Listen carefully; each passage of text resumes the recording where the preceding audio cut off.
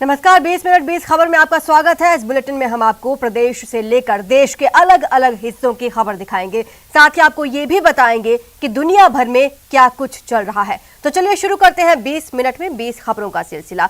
सबसे पहले खबर अपने प्रदेश राजस्थान की। हड़ौती की परवन परियोजना विवादों में है। पहले यहां निर्माण की खामियों को लेकर कई अभियंताओं को हटा दिया गया। जीआई पाइपलाइन की जगह प्लास्टिक पाइप के इस्तेमाल का मुद्दा विधानसभा में गूंजा। अब यहां डूब क्षेत्र में आने वाले आवासीय भूमि की अवाप्ति में जमकर मनमानी का मामला सामने आया है। या यूं कहिए कि सर्वे में कर्मचारियों और अधिकारियों के भ्रष्टाचार की पोल खुल गई है। यहां सर्वे में अधिकारियों की लापरवाही के चलते डूब क्षेत्र में आने वाले गाँव के सैकड़ों मकान मुआवजा सूची से गायब है। पीढ़ियों से उस स्थान पर निवास करने वाले ग्रामीणों की हालत मरने मारने जैसी हो गई है। पूरा गांव यहाँ रह रहा है, उसको मात्र 102 मकानों में से 32 मकानों का मुआवजा दिया गया है, बाकी का 70 मकानों का 0-0 करके भेज दिया है। बेटा ये तो मुआवजा नहीं दे रहे मकाना का, कहाँ रहेंगे माँ? कितने साल से रह रहे हो? वर्ष हो गया, ये तो 50, 60, 70 साल हो गया, पर टोई देख लियो आप तो। वहीं मामले में स्थानीय विधायक प्रताप सिंह सिंघवी परियोजना के भू अवाप्ति प्रक्रिया को बहुत बड़ा सुनियोजित घोटाला कहते हुए एसओजी सीबीआई से जांच कराने की मांग कर रहे हैं। दो शहरों में बंटे हनुमानगढ़ में एक बार फिर क्षेत्रवाद का मुद्दा हावी हो गया है। इस बार मेडिकल कॉलेज से संबंध जिला अस्पताल को लेकर हनुमानगढ़ टाउन और जंक्शन के नागरिक आमने सामने हैं। जी हां, घग्गर के कारण दो हिस्सों टाउन और जंक्शन में बंटा हनुमानगढ़ अब सरकारी दफ्तरों के नाम पर बन रहा है। टाउन स्थित डिस्ट्रिक्ट हॉस्पिटल को जंक्शन शिफ्ट करने की चर्चाओं के साथ विरोध शुरू हो गया। इसे लेकर 20 नवंबर को हनुमानगढ़ बंद का ऐलान किया गया है। गौरतलब है कि जंक्शन में मेडिकल कॉलेज का निर्माण शुरू हो चुका है। पहले टाउन स्थित डिस्ट्रिक्ट हॉस्पिटल में हेल्थ फैसिलिटी और बेड की संख्या बढ़ाकर मेडिकल कॉलेज से अटैच करने की घोषणा हुई थी। अब हॉस्पिटल को जंक्शन में शिफ्ट करने की चर्चाओं से टाउन के लोग नाराज हैं। आज जो कमजोर तबके के लोग हैं, आज वो लोग जो केमिस्ट हैं, लेबोरेटरीज हैं, जिनकी रोज दिहाड़ी से चलती है, आज उनको आप यहाँ से 14 किलोमीटर दूर पलायन करने के लिए कहेंगे, उनके घरों को, उनकी दुकानों को, वो कैसे चलेगा? आर्थिक नुकसान होगा। एक बात तकनीकी रूप से गलत है, क्योंकि जिस अस्पताल ने मेडिकल कॉलेज को यहाँ पे लेके आने का काम किया, अब उसे ही खत्म कर दोगे। जोधपुर में बाल विवाह के खिलाफ बड़ा मामला सामने आया है। यहाँ एक नाबालिग लड़की ने चाइल्ड हेल्पलाइन पर फोन कर परिजनों के खिलाफ जबरन बाल विवाह कराने की सूचना दी। इसके बाद जिला कल्याण समिति ने लड़की के घर पहुंचकर उसे मुक्त कराया। 21 नवंबर को नाबालिग की शादी होने वाली थी। मिली जानकारी के मुताबिक नाबालिग छात्रा ने अपने विवाह की सूचना चाइल्ड हेल्पलाइन के टोल फ्री नंबर पर दी थी। हेल्पलाइन से जानकारी मिलते ही जिला बाल कल्याण समिति एक्शन मोड में आ गई। जिला बाल कल्याण समिति के अध्यक्ष डॉक्टर धनपत गुर्जर, सदस्य लक्ष्मण परिहार और शशि वैष्णव मौके पर पहुंचे और बनार थाने को भी इसकी सूचना दे दी। पूछताछ में छात्रा ने विवाह करने से मना कर दिया, जिसके बाद बाल कल्याण समिति की टीम उसे बनार थाने ले आई। जोधपुर के नांदड़ी क्षेत्र का एक मामला जब संज्ञान में आया कि एक बच्ची के जबरन बाल विवाह करवाया जा रहा है, तुरंत प्रभाव से पूरे मामले को गंभीरता से लेते हुए मेरे स्वयं के द्वारा जिला कलेक्टर महोदय से टेलीफोन पर बातचीत की। कलेक्टर महोदय ने तुरंत प्रभाव से एक टीम गठित करके वहां भेजी। साथ ही साथ जोधपुर बाल कल्याण समिति भी वहां पहुंची और बच्ची के बाल विवाह को रुकवाया। मतदान प्रतिशत बढ़ाने के लिए स्वीप योजना के अंतर्गत प्रशासनिक और निर्वाचन विभाग के अधिकारी एड़ी चोटी का जोर लगा रहे हैं। कम मतदान वाले क्षेत्रों में जाकर लगातार लोगों को मतदान के प्रति जागरूक कर रहे हैं, ताकि मतदान का प्रतिशत बढ़ सके। तस्वीरें श्रीगंगानगर की हैं, जहां निर्वाचन विभाग ने मतदाता जागृति मैराथन का आयोजन किया। अतिरिक्त जिला निर्वाचन अधिकारी भवानी सिंह पवार ने मैराथन को हरी झंडी दिखाकर रवाना किया। Run for registration marathon Ramlila मैदान से महाराजा गंगा सिंह चौक तक निकाली गयी। आज हमने ये ईसीआई के निर्देशानुसार आज मैराथन दौड़ का आयोजन किया गया, ताकि एक जागरूकता का संदेश पूरे जिले वासियों को ये दे दिया जाए कि जो हमारा मतदाता पुनरीक्षण कार्यक्रम जो चल रहा है, उसमें जिन लोगों की 18 वर्ष आयु पूरी हो गई है, वो अपना नाम जुड़वा लें और मतदाता अपना नाम जुड़वा के और लोकतंत्र को सशक्त बनाने की। क्या है कि अभी मतदाता सूची का पुनरीक्षण का कार्यक्रम चल रहा है, उसमें यूथ वोटर्स जो 18 साल 1 जनवरी को जो 18 साल के हो रहे हैं, उनको हमें ज़्यादा से ज़्यादा जोड़ना है। यंग वोटर्स, उसकी अवेयरनेस के लिए और दूसरे जो वोट नहीं जुड़ पाए हैं, उनके अवेयरनेस के लिए रन फॉर राजस्थान। भरतपुर की मलखम्ब अकेडमी न सिर्फ भारत के प्राचीन खेल को सहेज रही है, बल्कि छोटे छोटे बच्चों को इस खेल में दक्ष बना रही है। भारत सरकार से मान्यता प्राप्त इस अकेडमी में बच्चों को मलखम्ब का निःशुल्क प्रशिक्षण दिया जाता है। इतना ही नहीं, इस अकेडमी के छोटे छोटे बच्चे नेशनल में जगह बनाकर मेडल भी जीत रहे हैं। हाल ही में उज्जैन में हुए नेशनल मलखम्ब में सभी खिलाड़ियों ने अपना प्रदर्शन दिखाया और 19 मेडल हासिल कर भरतपुर ही नहीं पूरे देश में मरुधरा का डंका बजाया। और अब हमें आगे जाने की वो है ओलंपिक खेलने की, और अब आगे और जयपुर में नेशनल हो रहा है उसमें भी खेलेंगे हम। और हमारी पूरी वो है कि हम सर का नाम रोशन करेंगे। हमारे सर मेहनत कराते हैं, अनिल सर, हमारे इंदौलिया सर और हमारे मनीष सर। खेल योजना पीएमओ की है, हिट इंडिया, खेलो इंडिया और एक भारत श्रेष्ठ भारत। उसी के जो पीएमओ की श्रेष्ठ भारत के नवीन आयाम करने की जो योजना है उसके तहत खेलो इंडिया एक बहुत टैलेंटेड को, भारत देश के टैलेंटेड को उभारने का एक अवसर है। चलिए अब देख लेते हैं कुछ अन्य राज्यों की खबरें। यूपी के हरदोई में बुआ की बेटी के मुंडन पर दावत में आई मासूम के साथ खाना बनाने आए हलवाई ने दुष्कर्म किया। मासूम को खोजते हुए परिजन घटना स्थल पर पहुंच गए और आरोपी को पकड़ लिया। पुलिस ने आरोपी को गिरफ्तार किया है। मिली जानकारी के मुताबिक बघौली थाना क्षेत्र के एक गांव की रहने वाली 2 साल की बच्ची की बुआ देहात कोतवाली क्षेत्र में लखनऊ रोड स्थित एक गांव में रहती है। बुआ की बेटी के मुंडन संस्कार में शामिल होने के लिए बच्ची अपनी दादी के साथ आई थी। इसी दौरान दावत में खाना बनाने आया रमेश बच्ची को चुपचाप उठा ले गया और मकान के सामने स्थित झाड़ियों में ले जाकर दुष्कर्म किया। सूचना पर पहुंची पुलिस ने पीड़िता और आरोपी का मेडिकल कराया। पुलिस ने बच्ची के पिता की तहरीर पर दुष्कर्म और पॉस्को एक्ट में रिपोर्ट दर्ज कर आरोपी को जेल भेज दिया है। वहाँ मौके से सबूत उठाने के बाद जांच पड़ताल करने के बाद परिजनों से तहरीर लिया और सुसंगत गंभीर धाराओं में मुकदमा दर्ज किया गया। साथ ही साथ शीघ्र ही नामित अभियुक्त की गिरफ्तारी कर ली गई। झारखंड के लातेहार में नक्सलियों ने एक बार फिर दुस्साहस दिखाया, रेलवे ट्रैक को उड़ा दिया। घटना लातेहार के रिचू घुटा और देमू स्टेशन के बीच हुई। इस घटना में रेलवे की अप और डाउन दोनों पटरियां क्षतिग्रस्त हो गई हैं। घटना में एक सॉफ्ट डीजल इंजन पटरी से उतर चुका है, जिसकी मरम्मत का काम जारी है। बरकाकाना से राहत यान के भी लातेहार पहुंचने की खबर है। इत्तला मिलते ही डालटनगंज रेलवे स्टेशन से कई रेलवे अधिकारी और लातेहार एसपी दल बल के साथ मौके पर पहुंचे। घटनास्थल से माओवादी का पर्चा भी मिला, जिसमें लिखा है, भाकपा माओवादी नेता शीला मरांडी सहित सभी गिरफ्तार माओवादियों को राजनीतिक बंदी का दर्जा दिया जाए। बता दें, हाल ही में बिहार झारखंड के माओवादी सुप्रीम कमांडर प्रशांत बोस और उनकी पत्नी शीला मरांडी समेत कई नक्सलियों को गिरफ्तार किया गया। माओवादी इन्हें राजनीतिक बंदी का दर्जा दिए जाने की मांग लगातार कर रहे हैं। इसी सिलसिले में 20 नवंबर को माओवादियों ने भारत बंद का ऐलान किया था। हालांकि लातेहार में रेलवे ट्रैक हमेशा से ही नक्सलियों के लिए सॉफ्ट टारगेट रहे हैं। ये पहली घटना नहीं है जब लातेहार में रेल ट्रैक को उड़ाया गया। रेल पटरी को बम से उड़ाने की घटना लातेहार में रुक रुक कर बार बार होती रही है। पटना में जन्मदिन के जश्न में फायरिंग के दौरान एक लड़के की मौत हो गई। इस पार्टी में डांस करने के लिए कुछ कलाकारों को भी बुलाया गया था और जैसे ही उन लोगों ने गानों की धुन पर थिरकना शुरू किया, मंच पर डांस करने के लिए लोगों की भीड़ जुट गई। इस दौरान एक कलाकार और उसके साथ मंच पर नाच रहा एक आदमी पिस्टल लहराता दिखा।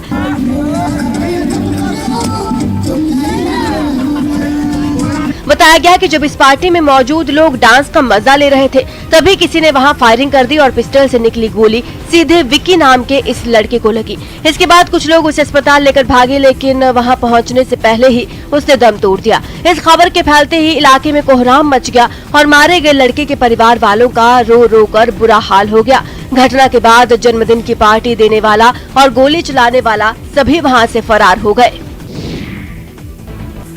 गुजरात के मेहसाणा से हैरान करने वाली कुछ तस्वीरें सामने आई हैं। वहां 3 बदमाश लूट के इरादे से एक पेट्रोल पंप में घुस गए और पेट्रोल पंप कर्मचारी की आंख में मिर्ची पाउडर डालकर 1,28,000 रुपए लूट ले गए।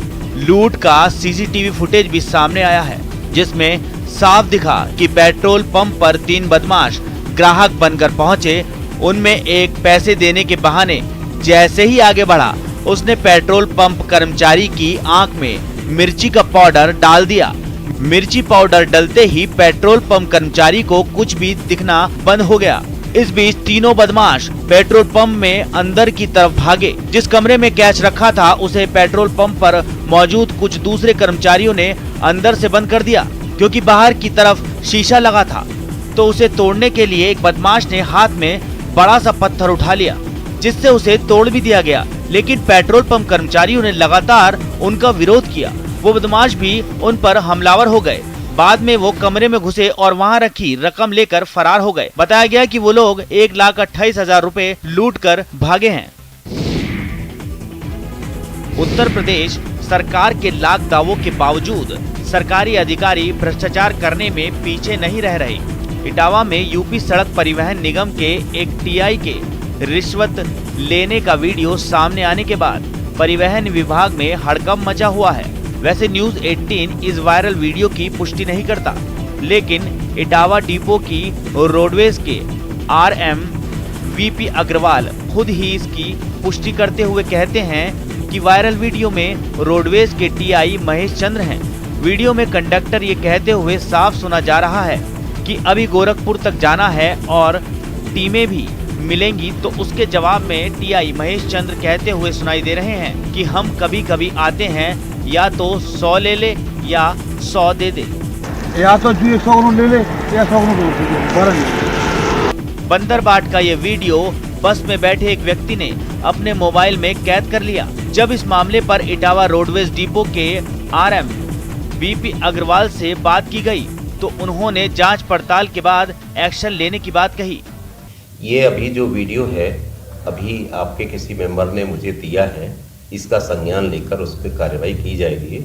उसमें TI महेश चंद्र दिख रहे हैं उसमें बैठे हुए, अब उनसे संज्ञान लेकर उस पर कार्रवाई की जाएगी। क्या मामला है? यह वीडियो में तथ्य सही पाए जाते हैं। सबसे पहले तो उनको चेकिंग कार्य से विरत किया जाएगा और उसके अलावा विभागीय अनुशासनिक कार्रवाई की जाएगी। MP के उज्जैन में महिला चोर गिरोह सक्रिय है। गिरोह के निशाने पर शहर के प्रमुख मंदिर हैं। सोने की चैन पहनकर आने वाली महिला श्रद्धालुओं को ये गैंग निशाना बनाती है। तस्वीरें 12 ज्योतिर्लिंगों में से एक उज्जैन के महाकालेश्वर की हैं, जहां से सुरक्षा के पुख्ता इंतजाम के दावों की पोल खोलता एक CCTV फुटेज सामने आया है। महाकाल मंदिर में गुजरात की महिला श्रद्धालु के गले से महिला चोर गिरोह की एक सदस्य ने दांत से चेन काट ली। घटना महाकालेश्वर मंदिर में लगे CCTV में कैद हुई है। घटना के बाद श्रद्धालु परिवार ने महाकाल थाने पहुंचकर रिपोर्ट दर्ज कराई। पुलिस CCTV फुटेज के आधार पर चेन चुराने वाली महिला की तलाश कर रही है। इससे पहले इस गिरोह के गढ़कालिका और हर सिद्धि मंदिर में भी इसी तरह महिला श्रद्धालुओं के गले से चेन काटी थी, जो अब तक पकड़ी नहीं गई। ASP अमरेंद्र सिंह चौहान ने फुटेज की मदद से जल्द ही आरोपी की गिरफ्तारी की बात कही है। वैसे तो किसी नदी से मछली पकड़ना अपराध की श्रेणी में आता है, लेकिन यूपी के इटावा जिले में यमुना नदी के किनारे इन दिनों मछली पकड़ने वालों की भीड़ उमड़ रही है। भट्टे का काम करते हैं, काम कुम चल नहीं रहा था, इसीलिए मछली पकड़ने चले आए। टाइम अपना यही पास हो जाता है थोड़ा। तो मछली पकड़ने में आनंद आता है? क्यों पकड़ते हैं मछली? हाँ, मारने में तो आनंद आता, बाकी खाने में ज़्यादा आनंद नहीं आता है। एक अनुमान के मुताबिक यमुना नदी के किनारे सैकड़ों की तादाद में मछली खाने के शौकीन कांटा लेकर बैठे नजर आते हैं। मछली पकड़ने की फिराक में लोग सुबह 10 बजे से दोपहर 4 बजे तक यमुना के घाट पर डटे रहते हैं, जिससे इटावा में मत्स्य विभाग की भूमिका पर सवाल उठ रहे हैं। ऐसा माना जा रहा है कि ये मछली पकड़ने वालों की संख्या अगर इटावा में बात करें तो सैकड़ों की संख्या हो सकती है, लेकिन सवाल यहाँ पर यह बड़ा खड़ा हो रहा है कि यह लोग मछली आखिरकार कैसे पकड़ रहे हैं। मत्स्य विभाग की भूमिका आखिरकार क्या है, वो क्या करता है और उसके अधिकारी क्या करते हैं। बंगाल की खाड़ी में बने भारी दबाव की वजह से आंध्र प्रदेश के चित्तूर, नेल्लूर और कड़पा सहित कई जिले भारी बारिश और चक्रवाती तूफान की चपेट में आ गए, जिससे बड़े इलाके में बाढ़ आ गई। आंध्र प्रदेश के तटीय इलाकों में तो भारी बारिश और तूफान का कहर मच गया, जिसकी कई भयावह तस्वीरें सामने आई, जिनमें एक चित्तूर के तिरुचानूर गांव की है, जहां स्वर्णमुखी नदी के पास की एक बिल्डिंग चंद सेकंड में नदी में समा गई। पास की बिल्डिंग को जलमग्न होता देख चश्मदीदों की चीखें निकल पड़ी। मजबूत बिल्डिंग को निगल लेने वाली धारा ने जब तिरुपति के पास एक गांव का रुख किया तो 2 महिलाएं इसकी तेज बहाव की चपेट में आ गई। पानी की तेज धारा के साथ बह गई एक महिला को स्थानीय लोगों ने गहरे गड्ढे में गिरने से ठीक पहले रस्सियों की मदद से पकड़ लिया। जान जोखिम में डालकर कुछ लोगों ने इस महिला को बचा लिया, जबकि एक और महिला पानी के साथ बहकर आए पेड़ और झाड़ियों के सहारे खुद को बचाने में सफल रही। मुंबई के पास दादर रेलवे स्टेशन से रोकने खड़े कर देने वाला एक वीडियो सामने आया। वहां चलती ट्रेन से उतरने की कोशिश में एक आदमी नीचे गिर गया और ट्रेन के साथ थोड़ी दूर तक घिसटता चला गया। तभी वहां प्लेटफॉर्म पर मौजूद आरपीएफ जवानों की नजर उस पर पड़ी, जिसके बाद एक जवान ने बिना देरी किए उसे अपनी तरफ खींच लिया। लेकिन वो आदमी प्लेटफॉर्म पर गिर गया और वो भी चलती ट्रेन के बेहद करीब। वो इस तरह गिरा था कि अगर वो अपने पैरों को सीधा करने की कोशिश करता तो एक बार फिर ट्रेन की चपेट में आ सकता था। लेकिन तब तक दूसरे जवानों ने उसे खींचकर ट्रेन से दूर कर दिया, जिससे उसकी जान बच गई। बताया गया कि वो अपने किसी रिश्तेदार को ट्रेन में बैठाने पहुंचा था, लेकिन वक्त रहते नीचे नहीं उतर सका क्योंकि ट्रेन में भीड़ ज्यादा हो गई थी, जिसका अंदाजा उसे नहीं हुआ और फिर उसने चलती ट्रेन से उतरने का खतरा मोल ले लिया। गनीमत रही कि आरपीएफ के जवानों ने उसे देख लिया, जिससे उसकी जान बच गई।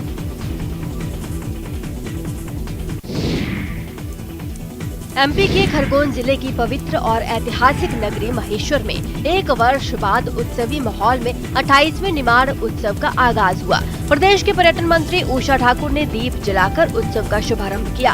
पहला दिन मालिनी अवस्थी के नाम रहा।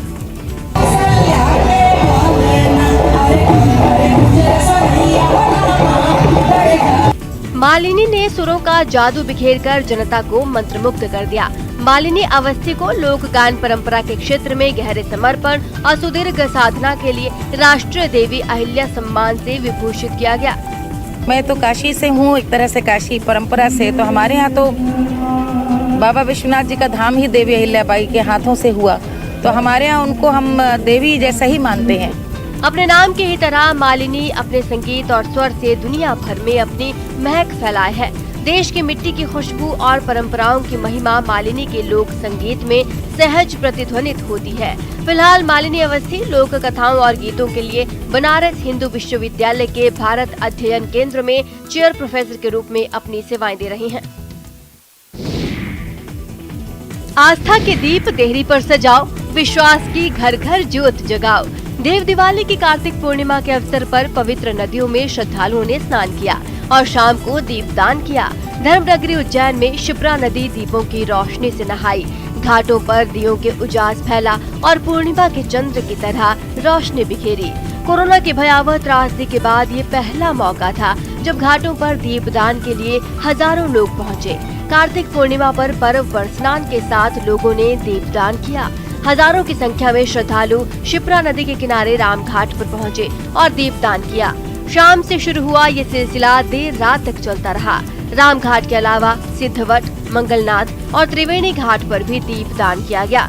कई श्रद्धालुओं ने शिप्रा में स्नान भी किया। दरअसल मान्यता है कि कार्तिक में स्नान करने वाली महिलाएं पूर्णिमा पर नदी और सरोवरों में स्नान कर व्रत का समापन करती हैं। कई लोग ऐसे भी होते हैं जो कार्तिक पूर्णिमा पर दीपदान के लिए नदी तट पर पहुंचते हैं।